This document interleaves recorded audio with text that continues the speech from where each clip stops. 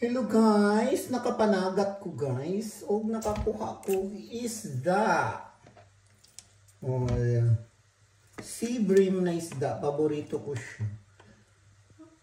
8 peraso siya guys.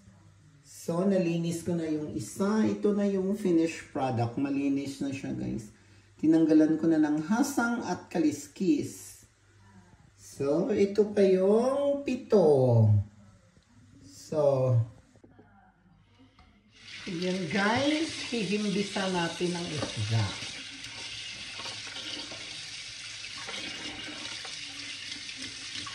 Tumatalsik-talsik kasi siya guys. Yung kaliskis tumatalsik.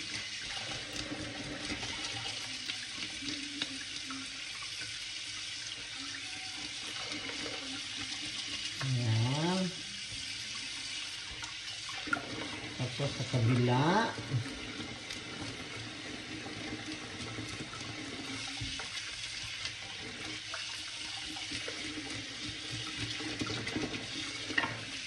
Tapos, tanggalin natin yung hasang.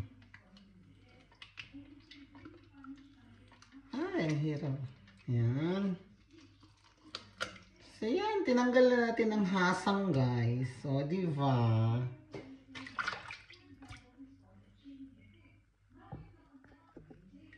So, ito na guys, malinis na siya at super ganda na niya guys. So, diba? Ready na siya sa paksiw or sa prito. So, yan. Malinis na ang ating isda. So, yan guys.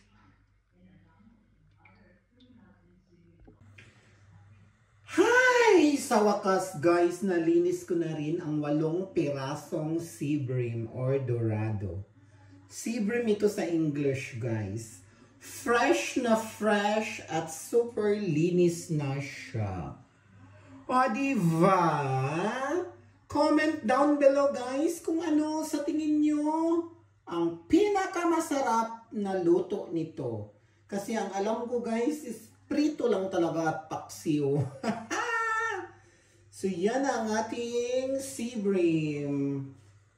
Diba guys? Super fresh and beautiful like me. Charot. So, yan na siya guys. Excited ako for tomorrow. Excited ako for tomorrow's kaganapan sa ating ulam. O, diba?